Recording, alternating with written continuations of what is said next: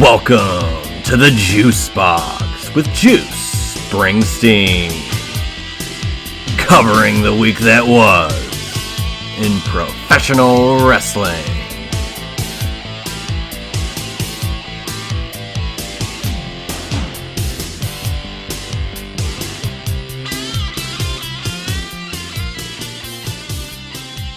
And a happy new year to everybody out there listening to the Juice Box. I am Juice Springsteen, and this is the Juice Box.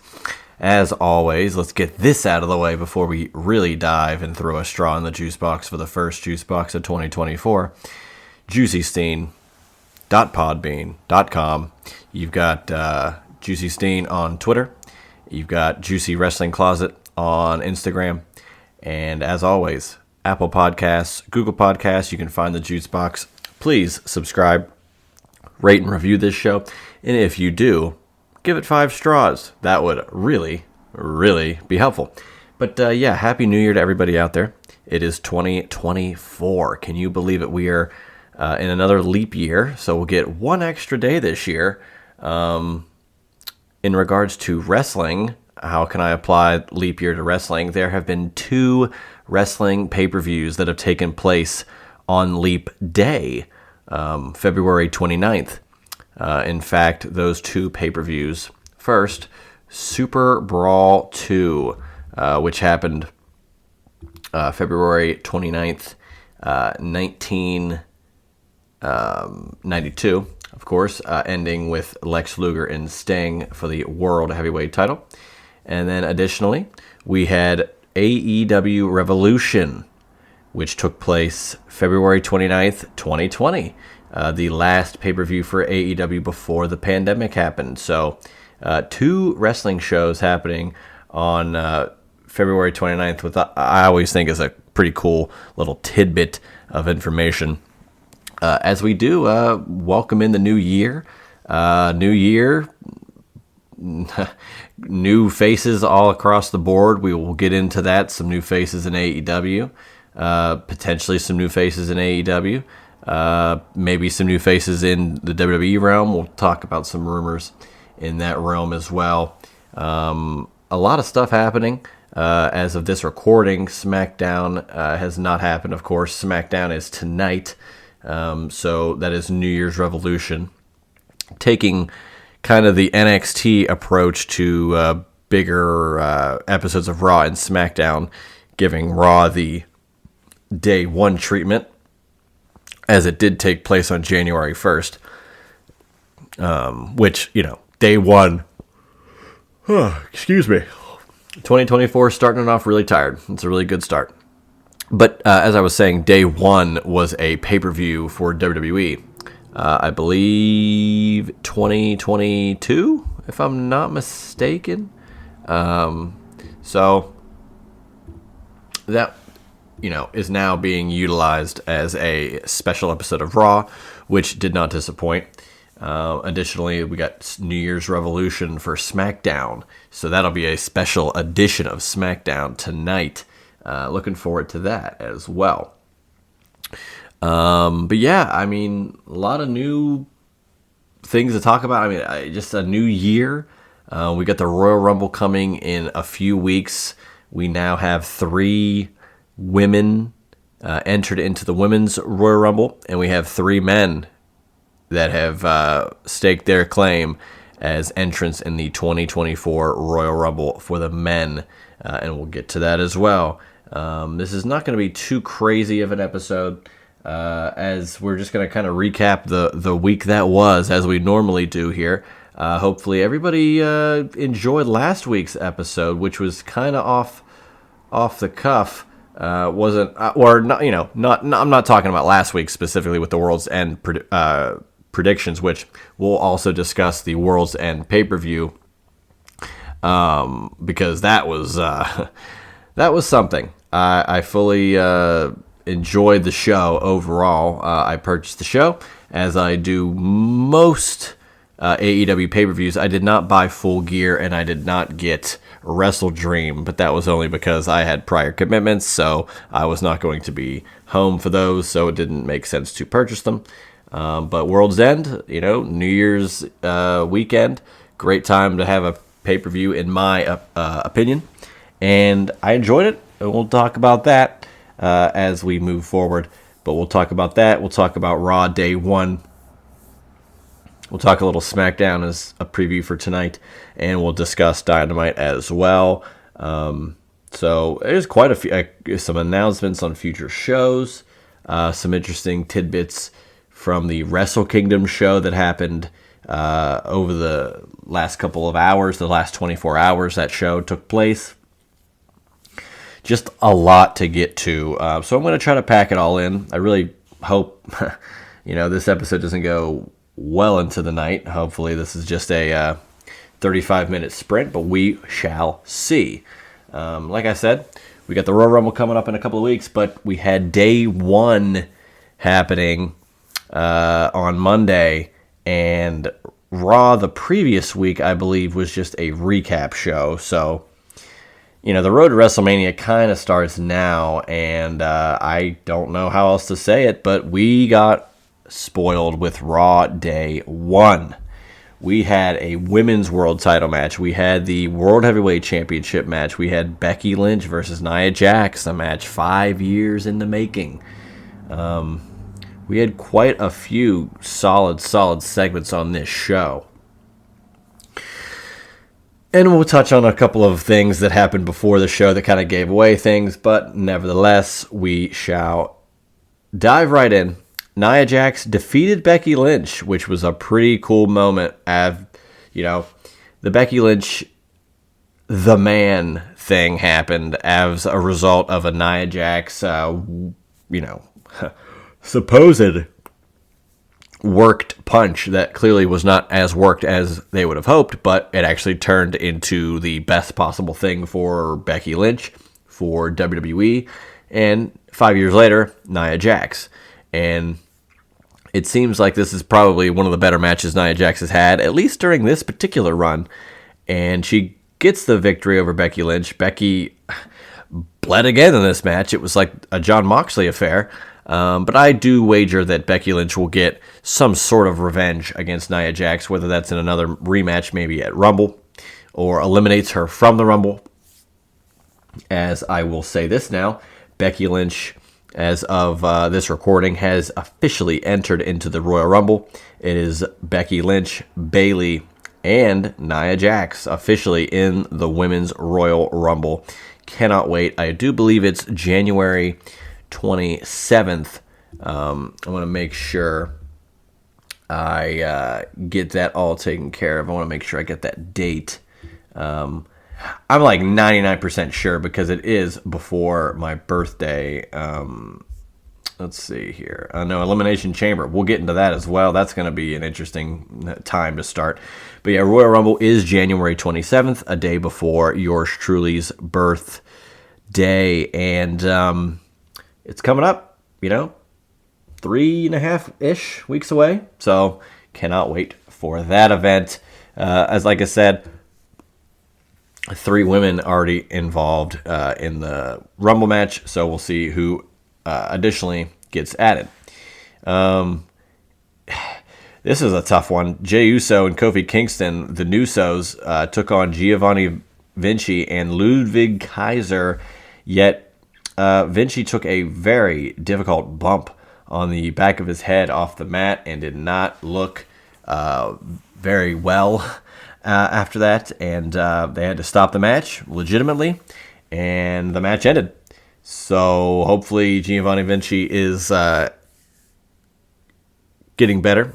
I do believe he tweeted out some sort of, I'm okay, like thank you for the well wishes type thing. So it's good to see.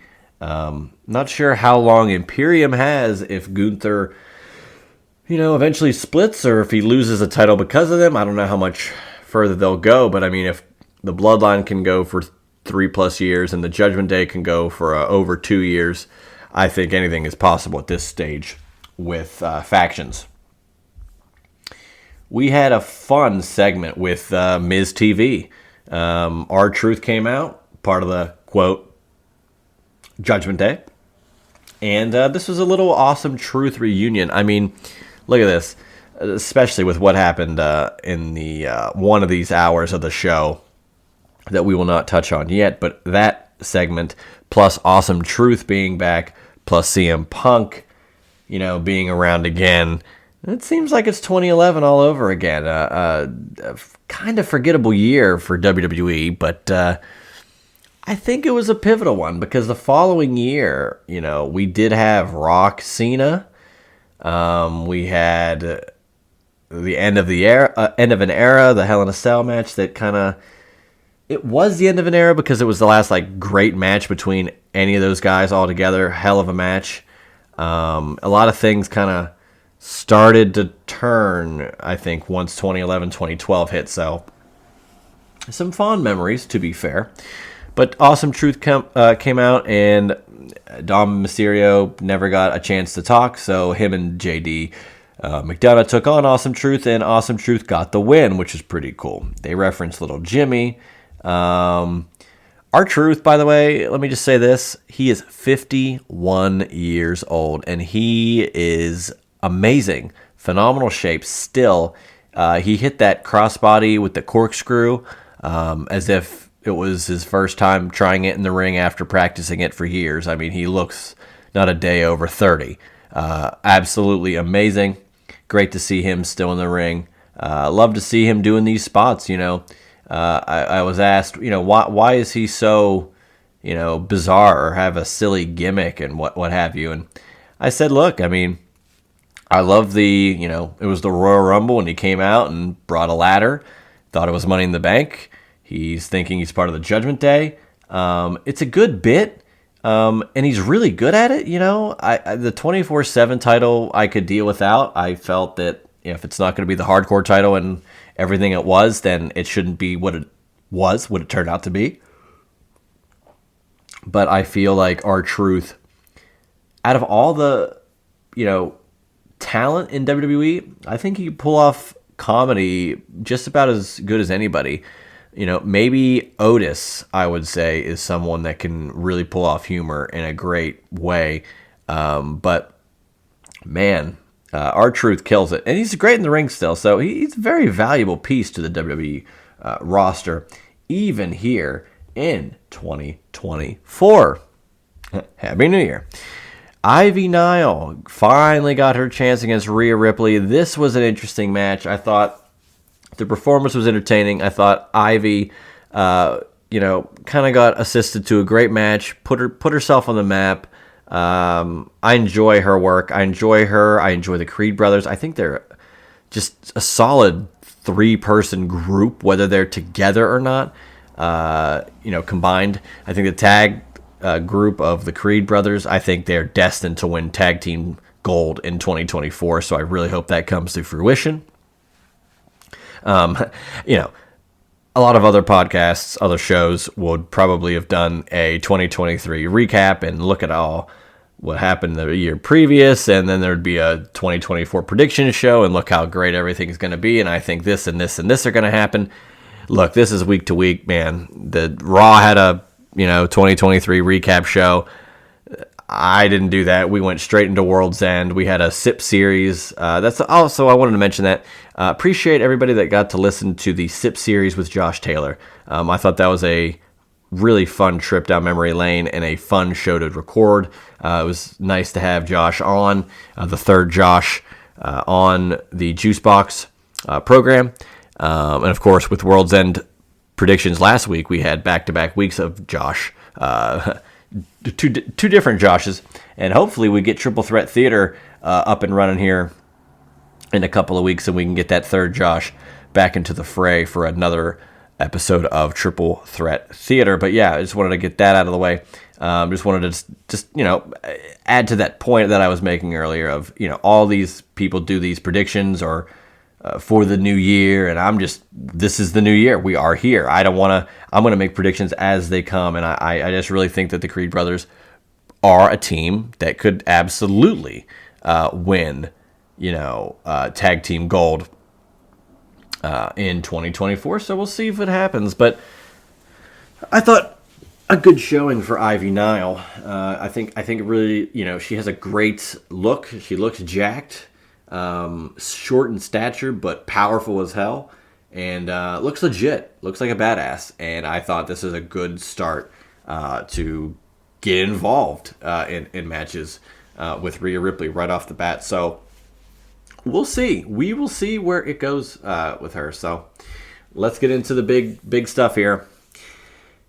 It had been rumored, over the last couple of days leading up to day one episode of Raw. It had been rumored that a former WWE champion was going to appear at Raw Day 1. And the first part of that rumor was, is it a champion in WWE currently? Is it any kind of champion in WWE currently? Like a champion in WWE, not necessarily the WWE champion? Was it a WWE champion? Could it be a one day? Could it be someone like lame? Is it someone huge? There's only so many talents that aren't in another company that you could choose from as well, or that are alive. It's also coming up on the 40th anniversary of Hulkamania beginning, and that popped into my head as well. So a lot of things were on the table in regards to who the person could be that the former WWE champion, quote unquote, that would be appearing on Raw Day 1. So that was just the Fightfuls and the outlets out there reporting and speculating on who could it be, and that it was going to happen. Triple H then doubles down and does something that I love. Now Tony Khan does a similar thing where Tony Khan will just announce that there's an announcement for the announcement of the announcement on Dynamite, but Triple H and he'll also, banter with fans on Twitter, for better or worse, and maybe have premeditated, these are justified blank chants during the show, which that is kind of annoying and sickening to even see, but that's another show for another time. Maybe that's a Triple Threat Theater topic. But Triple H doubles down and says, no, I'm not going to confirm or deny the rumors of a former WWE champion appearing at Day 1, but I will say, stay tuned. We get into the 9 o'clock hour. Who comes out? Former WWE champion, the modern day Maharaja, Jinder Mahal, baby. Jinder Mahal, who I was such a huge fan of the Jinder Mahal WWE title run back in 2017. If you follow any of my work previously and you followed Chairshot Reality back in 2017, you absolutely would have seen the love and admiration I had. Jinder Mahal winning the WWE title at Backlash off of Randy Orton, I felt was a unique idea. Jinder looked jacked. He looked great. It was something, different, and I wouldn't have expected it. And that's sometimes that's all I can ask for as a pro wrestling fan. Look, we all are speculating, we're guessing, we are hoping, we're anticipating, educated guesses based on history of wrestling, all these things, yet sometimes a surprise is all that it takes to kind of hook you back in, And that was something that I really enjoyed back in 2017, and it was refreshing. SmackDown in 2016, 2017, SmackDown Live was, what a moment in time, man. The Dean Ambrose, AJ Styles, Roman Reigns, The Miz, Jinder Mahal, James Ellsworth. Just some fun, unique times we lived in back then. And I was happy to see Jinder Mahal. However, I knew almost immediately that it was a red herring, considering all the fans and the disappointment of the fans when Jinder Mahal came out. They filmed all these different crowd shots, and they all had their cameras up, their phones out. It's gonna be, and it's Jinder, and the air could not have been pushed out of that building any faster when his music hit. However, I was optimistic. I've seen this story a couple of times. I assumed, look, this is a guy that's just going to get some heat. Someone will probably interrupt him. That's probably a WWE champion, and I would wager a lot more popular than Jinder Mahal, and it was The Rock. and I was happy to see it. Jinder, after cutting a promo, kind of an anti-America currently promo, and as he was doing that, I'm like, man, could it be Kurt Angle? Like I don't know what the hell is going on.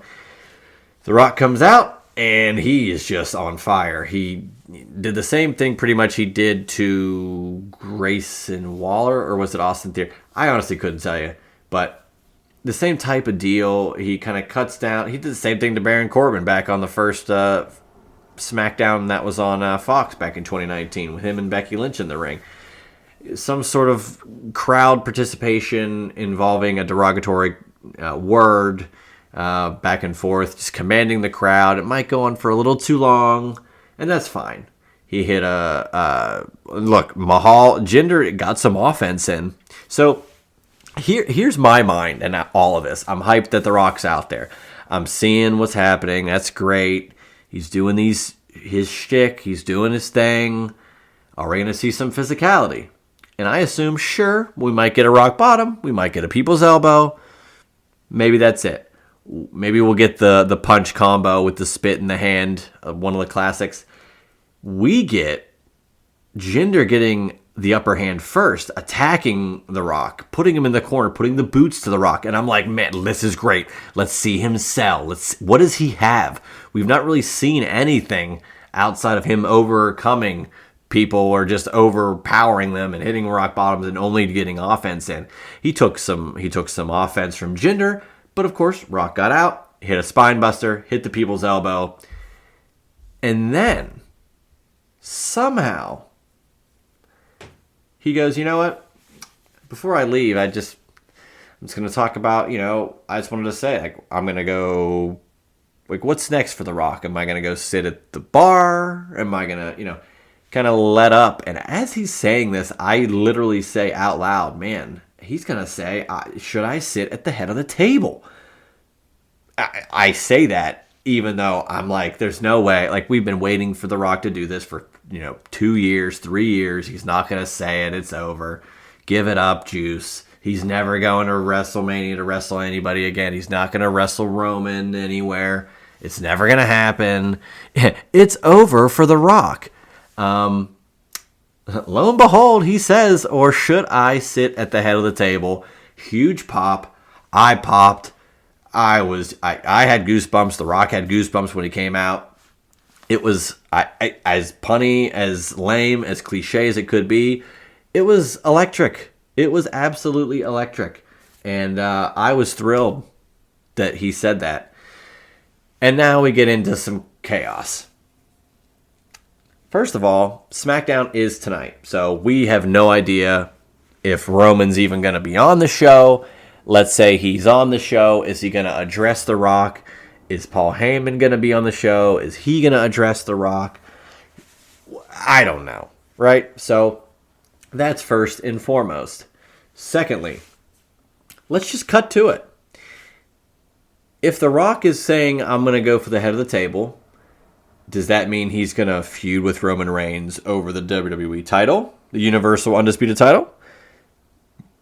Does it mean he's going to challenge specifically for the head of the table, which, although not an officially recognized title in the WWE realm, it is what Roman refers to himself as. He's got the shirts, he's got the merch of head of the table. Yet I can't help but think, could this be something that The Rock wants to wrestle him for? Just to get around the obvious.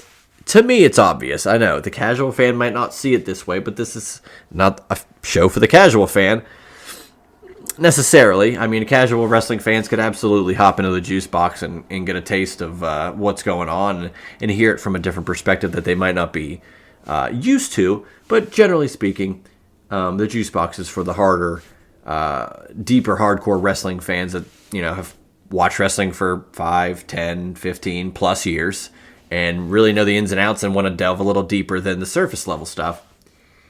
So the head of the table, yeah, like, is there a way that The Rock could go against Roman and it not be so obvious? Because to me, like I said, hardcore fan, ins and outs, whatever. We talk about the ins and the outs, inside baseball as they call it.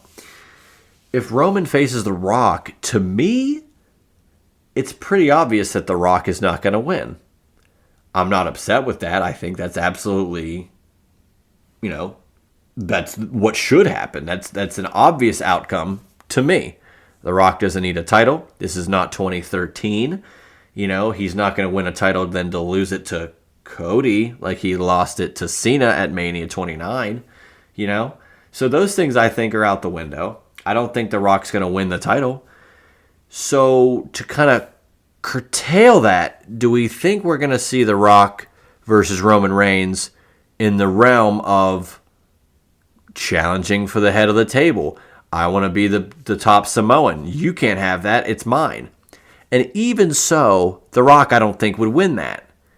But it's more realistic to me that The Rock would have that opportunity and win, the figurehead as head of the table instead of winning the WWE title. Let's go from there. Let's say The Rock were to win. Okay, we have to get to this. If The Rock faces Roman Reigns, I don't think it's going to take place at the Royal Rumble. That leaves 2 shows for it to happen at. It could be both. It could be one. But which would it be?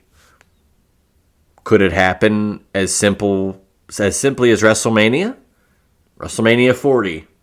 Solid number. Landmark show. It's in Philadelphia. Where? In 2015 at the Royal Rumble.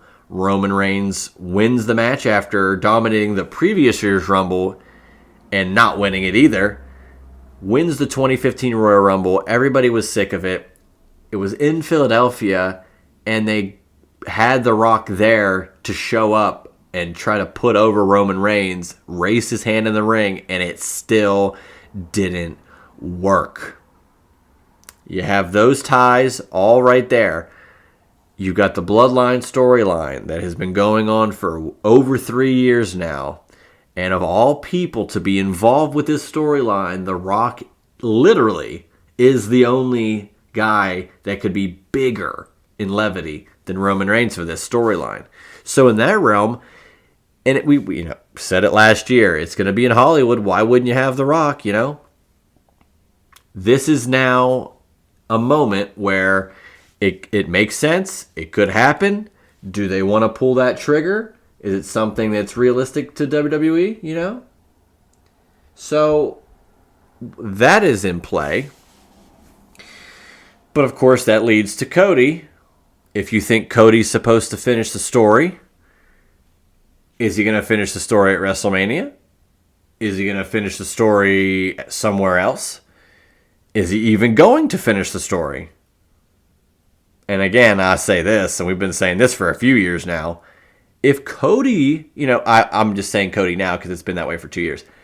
If it's not Cody that defeats Roman Reigns, and Roman Reigns is not just, relinquishing the title, who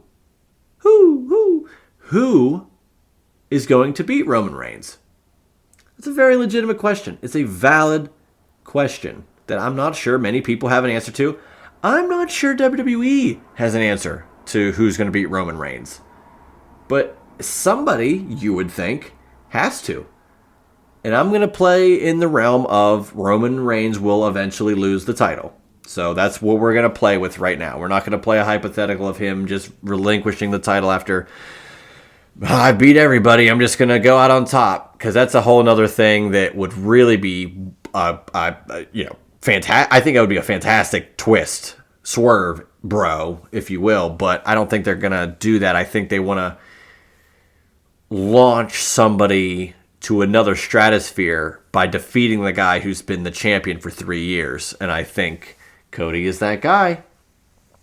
I know some of the previous, some hosts of Share Shot Reality, notably Brian Ghoulish, do not only do not agree with me, but does not think that Cody is the guy and thinks that the Rock and Roman needs to happen. Rock and Roman's match needs to happen at Mania, not anywhere else, and we'll get to that in a second.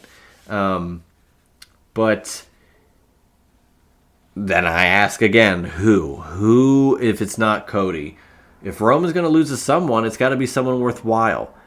And he's not going to lose to The Rock. Now, this is where we start turning into the next part of it.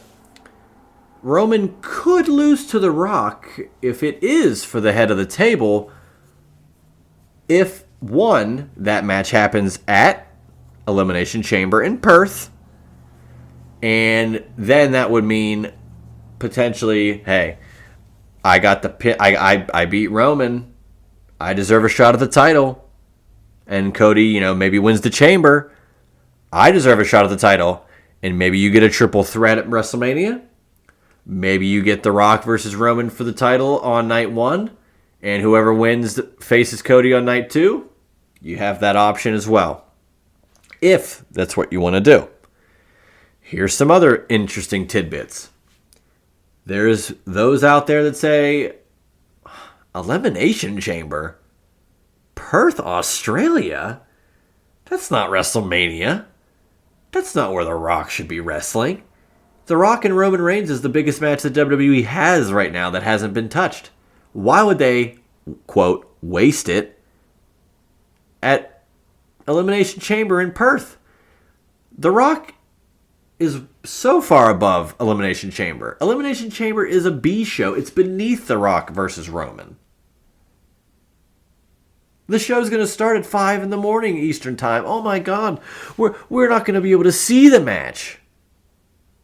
Give me a break. In the words of Jack Perry, cry me a river. As an American, I've loved all of the WrestleManias that have come through. Even as a North American resident, of the 7 continents, I'm a resident of North America.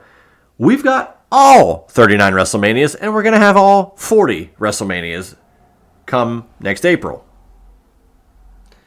But that doesn't mean that one match can't happen somewhere else. North American wrestling fans have been incredibly spoiled by WWE. But WWE is a global juggernaut. WWE is on fire right now. The Rock doesn't need to be on the WrestleMania card for it to sell well, for it to do great business, for Philadelphia to have a great,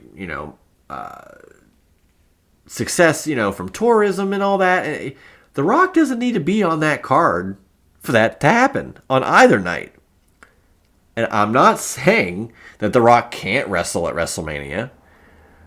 But to me, how I would book it, and how a lot of others are seeing it, however, it can kind of be a mix of two things. I say, let's have The Rock versus Roman in Perth at Elimination Chamber. You're probably going to have 60,000 fans there. It's a soccer stadium. By the way, The Rock wrestled, funny enough, against CM Punk at Elimination Chamber 2013. The show ain't beneath The Rock. And that was when it was like a 17,000 seat arena.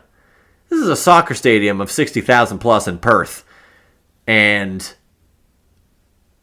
I think The Rock wants to do something like that. I think The Rock would love to show, and I think WWE, as a matter of fact, would love to show, hey, yeah, WrestleMania is going to be great every year. It's a brand. You know exactly what you're getting if you buy WrestleMania, if you go to WrestleMania, if you talk about WrestleMania. You're going to get great matches. You're going to have a great spectacle. You're going to have a fantastic overall atmosphere. And for the most part, a lot of the fans are going to go home happy. You don't really have that with these other shows. However, and I've stated this quite a bit since this show's been on the air, since the Triple H regime started back around Clash at the Castle in 2022, the amount of incredible PLEs, especially international PLEs, and I'll talk about this right now. We'll add this in because we're already way deep in this Rock Roman thing. They did announce that Money in the Bank, which was in London last year, in 2024 will be in Toronto. So another international show. That's right. We get Backlash in France. We get Money in the Bank in Toronto. And we get Bash in Berlin in Germany. In addition to Elimination Chamber, as we're talking about right now, happening in Perth, Australia. So look out. Toronto, that should be a really, really fun time. I know they had... Did they host SummerSlam a couple of years ago, or am I crazy? Maybe I'm losing it, but I'm gonna check that. I do believe they had one of them. Let's see here. Am I crazy? Nope. 2019 was Toronto for SummerSlam, so that was something. That's when we had the Edge interaction where we kind of realized maybe Edge has something here, and then of course showed up at the Royal Rumble the following January. But let's get back to Rock Roman real quick. So I think absolutely,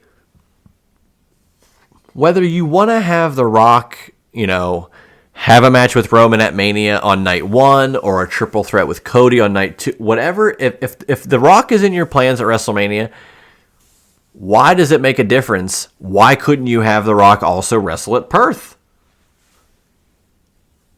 Like, what pride are we holding on to that we think that this is like a lesser than, or like it would be weird? Like, I think the crowd would love it. I think it would show the world that, hey, you can go to any of these PLEs, whether it's in America, Canada, Australia, Germany, France, Puerto Rico, London, and you're gonna get something amazing.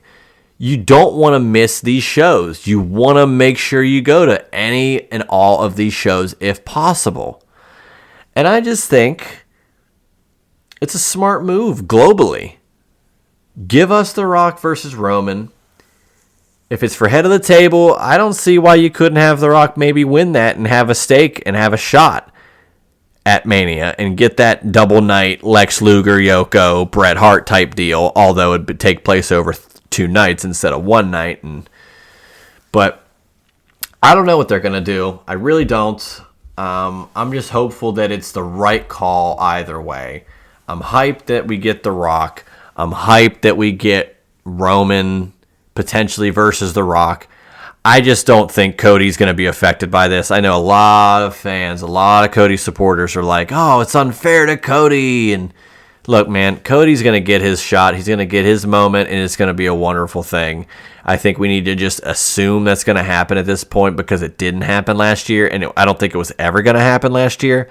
I don't think they were ever going to have Cody come in, do what he did, debut, like re-debut, have his music, have everything, defeat Seth Rollins in 3 straight matches, including a barn burner with his chest purple, all for that to just somehow win the world title like the first time he gets a shot. Like, no, he's got to overcome that, and he overcame that.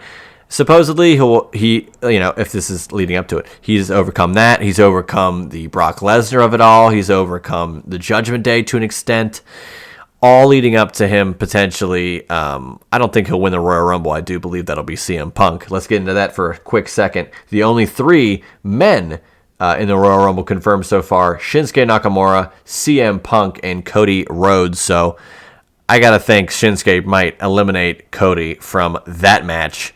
So we'll see. But Cody has all these things lined up to where he's going to potentially be champion and defeat Roman. I just think that if that happens, it's got to happen at Mania. I don't think Roman Reigns and this storyline of the Bloodline ends with a world title loss anywhere other than WrestleMania. And if you disagree, you disagree. Tweet at me, at Juicy Steen. We can go back and forth. Myself and Brian Goulash have been going back and forth all day on this topic, and I love it. I love the banter. I love the fantasy booking. I love the enthusiasm. I love the takes, hot takes, cold takes, delusional takes, predictions, spoilers, guesses, speculation. It's all on the table, and we want to find out who's really going to be at the head of the table. So, day 1 was incredible. We got The Rock there. We also, let's get into the final portion. Seth Rollins was successful in defeating Drew McIntyre We had a potential cash-in with Damian Priest, but McIntyre hit him with a Claymore. So no cash-in yet. Real quick, let's go back to the Rock Roman thing real quick. So I don't know what's going to happen. I think things are going to unfold slowly. I just think that Perth makes the most sense whether they go to WrestleMania with it or not. I think Perth is a great opportunity to have a match huge like that, and it work, and it be worth it. So I think that's the move. Seth again defeated Drew McIntyre, no cash in. I'm curious, are we going to get potentially a triple threat at Royal Rumble? CM Punk is coming back next Monday. He will be on Raw. Of course, he's going to be in the Royal Rumble match, so I doubt he will have a world title opportunity at the moment. But I'm sure he's got a lot to say, and dare I say, maybe he gets in a match before Royal Rumble on TV. That might boost some ratings, especially now that Monday Night Football is kaput. Although, well, my God, the Rock's segment did over 2 million viewers. The demo was 0.6 this past week for day one, and it was against both college football playoff games. My God, the Michigan-Alabama Rose Bowl game kept bleeding into the beginning of Raw. It went into overtime. You know, WWE could not catch a break there. And then their show, luckily, was over. Raw was over by the time we got to the finish and the conclusion, the exciting conclusion of Texas and Washington. However, you're going to have to load up again because next Monday night, CM Punk will be on Raw, but you got the national championship game, which will command a huge audience, I'm sure, between Michigan and Washington, Huskies and Wolverines. I think after that, there's also if I'm not mistaken, is there a Monday night wild card game? I'm not sure where that's going to be. Let's see here. I want to make sure I get that correct. Yeah, Monday night the following week will be the Monday night wild card playoff game, and that's going to be on ESPN. So there's another Raw that you're going to have to load up for. And then I think the following Raw, which will be unopposed, I think, that will be the go-home for Royal Rumble. So they kind of have their work cut out for them in that regard. I just don't know what their plans are and to try to combat these tough ratings. But it's nice to get college football and the NFL out of the way as you head towards the road to WrestleMania. So Raw Day 1, man. That was a hell of a show, and I'm looking forward to next week. Let's tap in quickly to some other things before we get into World's End and just Dynamite in general. Like I said, we'll talk more Rock Roman as we go forward. I'm sure Triple Threat Theater, if we get to do it, I assume we'll get to do it before WrestleMania, so we'll have a lot to banter about in that realm of what Rock should be doing, Roman, when he should lose, how Cody factors in, how Punk maybe factors in. A lot of stuff going on there. Wanted to talk about Jinder Mahal real quick. I mentioned that he was the red herring for The Rock. He looked great though. Jinder looked great. He really should have a role. I don't know if him being the manager of a tag team is the best role for him, but I think he should just be on TV regardless. So that was my little take there. I mentioned Money in the Bank in Toronto. Tonight is Santos Escobar and Kevin Owens in the finals of the United States Championship Tournament. So the winner of that will face Logan Paul, I believe. I don't know if that match takes place on SmackDown or if it takes place at the Royal Rumble. I guess we'd have to find out. But give me Logan Paul and Kevin Owens. I think that'd be a hell of a match. Like I said, Happy New Year. And in the new year now, it is now official. TNA Wrestling is back. So we got TNA officially back as a brand, as an entity. We've got a lot of interesting things on the Hard to Kill slate. That is their first pay-per-view since coming back to TNA, the name at least. And I'm not going to necessarily ignore the TNA stuff. I want to talk about it a little bit as we get closer to those shows, because I know they tape a lot of their TV in advance. But as we lead up to some pay-per-views, I'd love to discuss it for 5 or 10 minutes to give a little insight on it. And especially if something crazy were to happen after the fact, I'd love to discuss it here on the Juice Box as well. One other quick note before we go through the World's End and Dynamite to close out the show. This day in wrestling history, boy, Mick Foley, he is going to win their world title. Huh. That'll put butts in the seats. And it did. And on the other channel, WCW had the Finger Poke of Doom. January 4th, 1999, 25 years ago, yesterday, as of this recording. Man, Finger Poke of Doom happens in the Georgia Dome on one station, and another station, Mick Foley, after so many trials and tribulations, he lost an ear. He had to wrestle Vader multiple times. He fought so hard to actually win the world title, and he does. He wins the world title. Michael Cole with a great call. Steve Austin with arguably the greatest pop of all time, all on the same night, and that honestly was like one of the final death blows to WCW. Just momentum.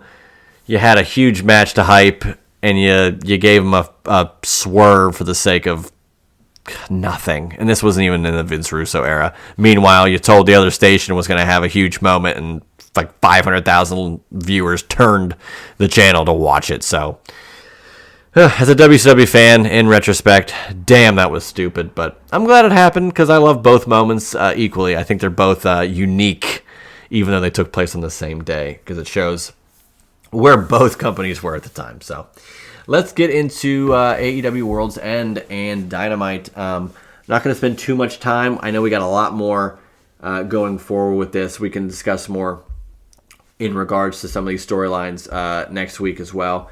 But World's End was a fun show. Killswitch won the TNT title Battle Royal to start the show on the pre-show. We'll get to that in a second. BCC got a win in the 8-man. Miro defeated Andrade, and Andrade mentioned that he's done with AEW. Look out, Royal Rumble. We'll see what happens.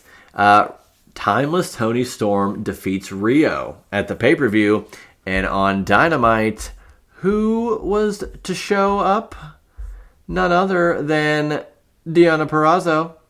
So that is the newest signee to AEW. It is cool that Deonna is all elite. She's the virtuosa. She was in TNA for a while and is a hell of a worker. And I'm really looking forward to seeing more of her weekly on AEW television. It was cool to see Mariah May. I thought her and Queen Aminata did very well. I thought, look, the women's division in AEW is on fire. They have been building it a lot better over the course of the last few months.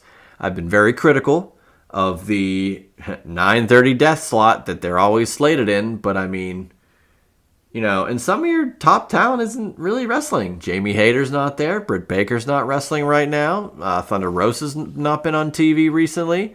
Amongst others, you know, but Tony Storm's been killing it. Sky Blue's been killing it. Julia Hart's been on fire. And now you get Deonna Purrazzo and Mariah Mason. And there's a lot of good about the women's division in AEW. And I'm looking forward to seeing how they forward that going into 2024.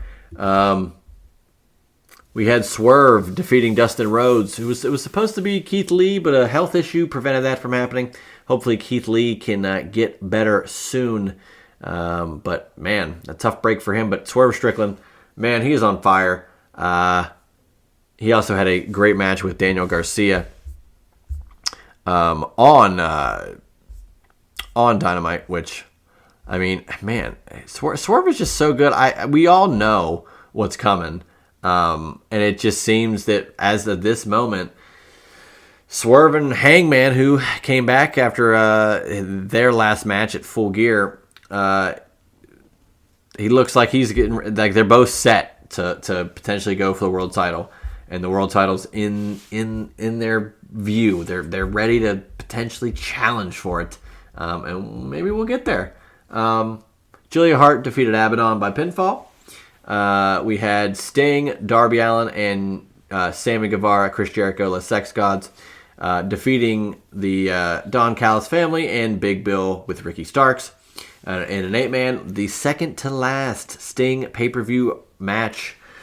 We're getting closer to Revolution, and it's going to be tough as we get closer, but I'm looking forward to seeing what they come up with for Sting's retirement, including the final match.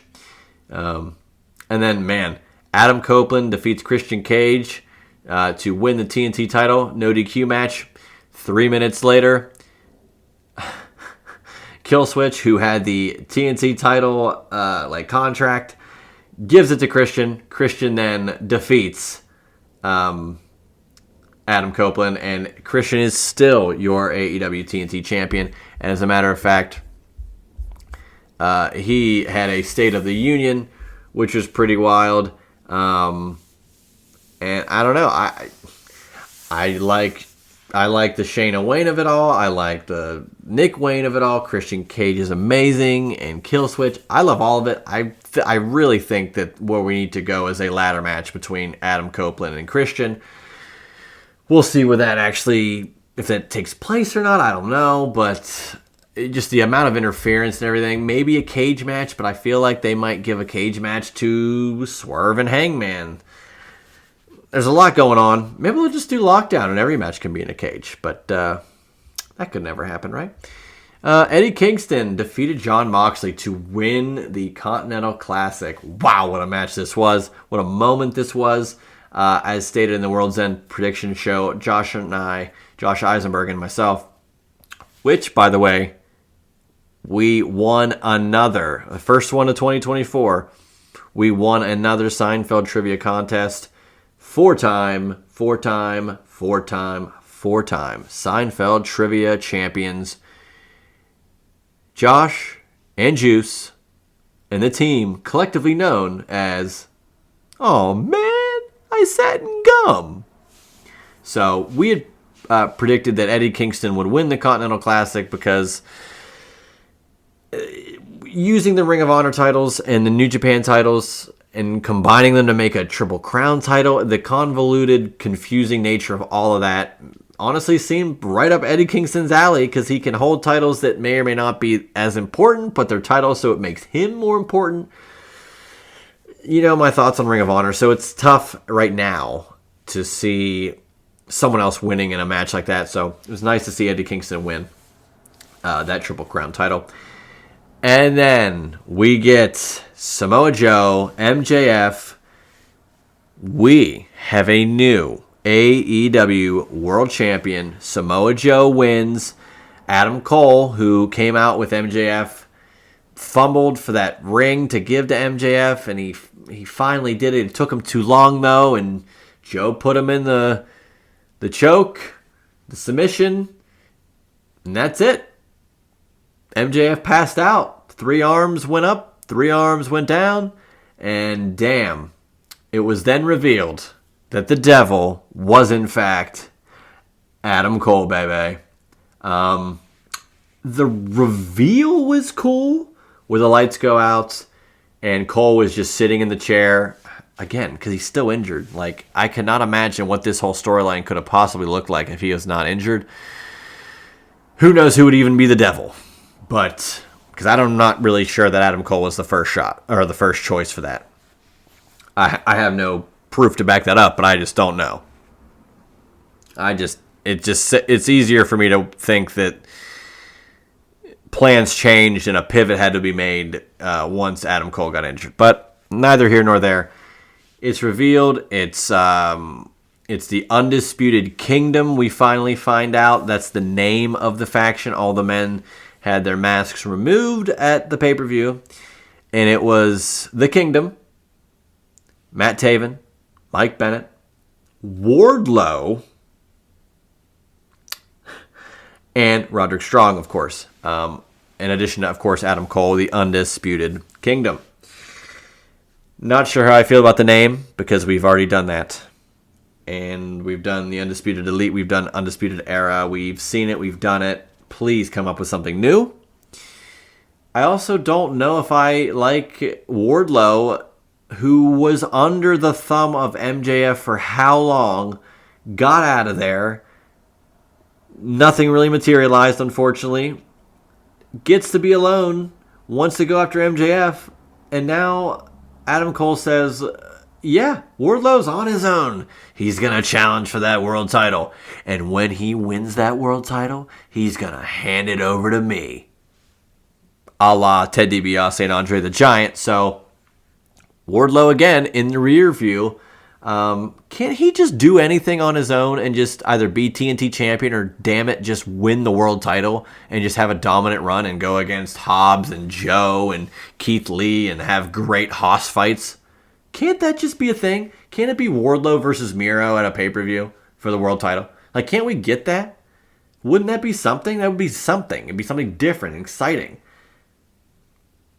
Big E loves that type of match. I think a lot of us like that type of match.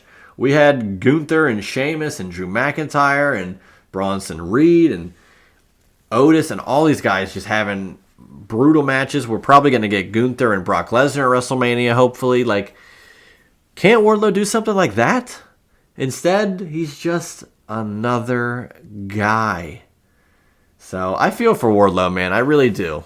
And I hope either his contract ends and he does bigger and better things somewhere else, or maybe he gets re-upped and AEW has something for him. But it sucks to see him not. Wardlow is the guy in traffic right now. One of the early things I said on this show almost a year ago, as we're coming into the 1-year anniversary of this program, is wrestlers that they're maybe in the mid card, but they're not really losing, and they're not on TV. They're also not on the main event. In the main event picture, they might be in the middle of the show, or maybe the beginning of a pay-per-view, or on the pre-show, but they're still kind of getting recognized, but nothing really materializing. And I refer to those wrestlers as stuck in traffic. And we will really see what Wardlow is capable of going forward. And I'm curious to see how it goes, but I don't have a lot of faith. I just feel like the ball has been dropped one too many times with Wardlow. I think they've given him plenty of opportunity, but they take the opportunity away as soon as they give it to him. I would not wager it's his fault. So there's my Wardlow rant. I don't know how we got to that after talking about Rock Roman for a half hour and amongst other items on the docket. But and also, we're to see him. Let's just tap into a few more quick notes before we head out. Mercedes Moné.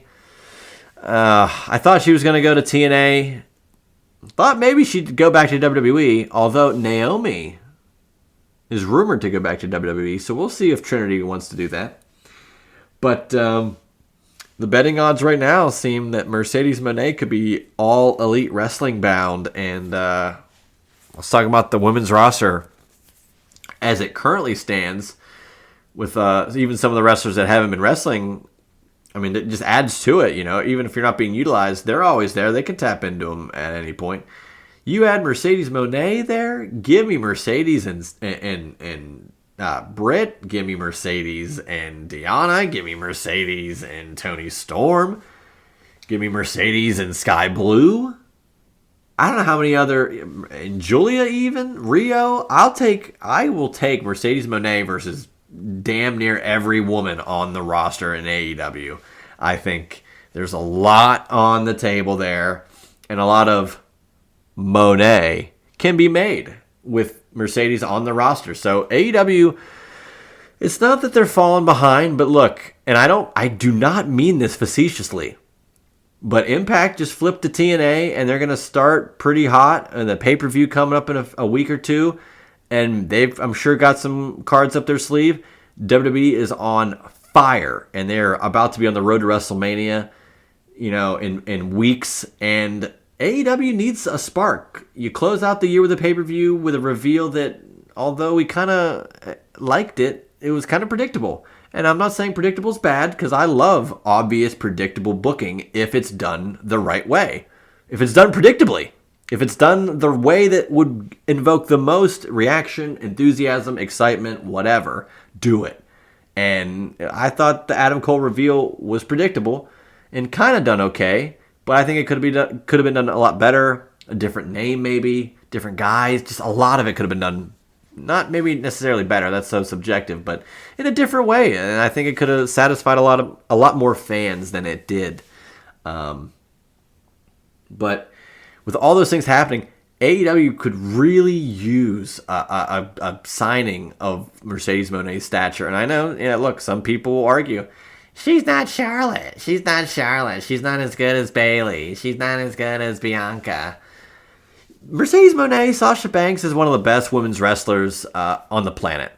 When she's healthy, she's great. She's had unbelievable matches over the course of her career.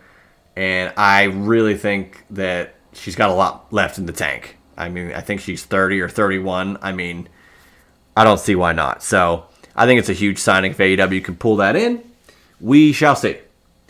But other than that, I think I covered pretty much all the little news and notes. I've mentioned in the past, I really don't have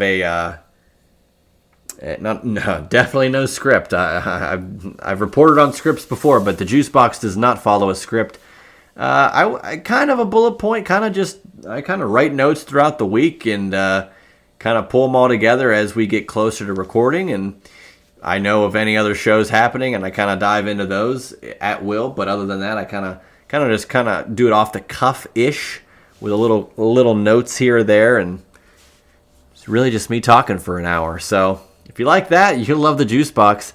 Josh Taylor was a great guest. It was nice to have Josh Eisenberg last week for the World's End Predictions show.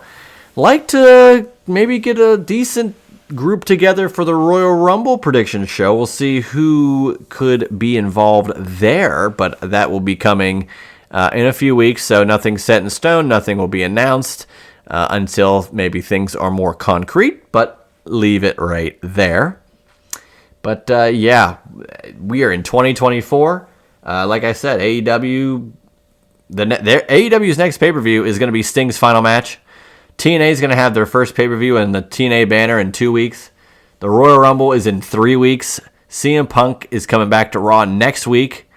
I mean, a lot of stuff is firing all across the world of professional wrestling, and I am very thankful that here now in 2024, if you happen to be listening to this program, I really do appreciate you guys listening to it. I'm so thrilled and thankful that all the wrestling right now is just pretty hot. Like everything's exciting. There's a lot to talk about. There's a lot to discuss and banter and argue and debate about, which is basically what this show is predicated on.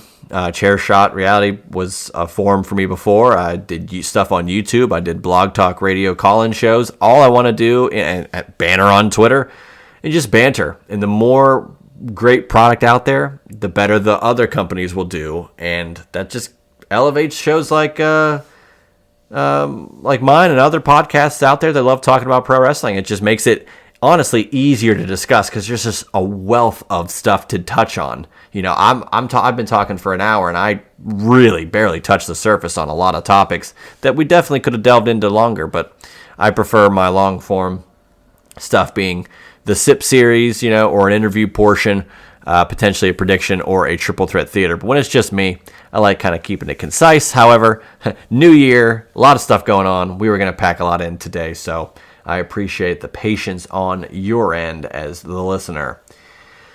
Whew. But yeah, next week, looking forward to more stuff on the docket. Like I said, CM Punk will be coming back to Raw.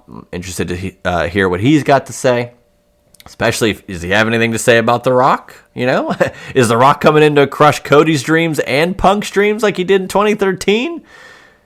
CM Punk is seeing some shadows, dark shadows in the corner, and it's The Rock coming to take his WrestleMania main event. Or maybe he'll just wrestle in Elimination Chamber in Perth. That's all I hope. That's all I want. So, yeah. This has been the Juice Box. I'm going to stop rambling. Hopefully you guys enjoy the show. As always, Juicy Steen on Twitter, Juicy Wrestling Closet on Instagram, juicysteen.podbean.com, Apple Podcasts, Google Podcasts. If you do listen to the show on Apple, though, give it a review. Rate it 5 straws if you could. That would be fantastic. Follow me on Twitter, @JuicySteen. Said it already. Looking forward to next week. Hope you guys enjoy it. This has been another great episode, and I really appreciate it. I'm Juice Springsteen, and I'll see you guys next week on a little show I like to call The Juice Box. That was The Juice Box with Juice Springsteen. Make sure to subscribe to The Juice Box wherever you listen to podcasts.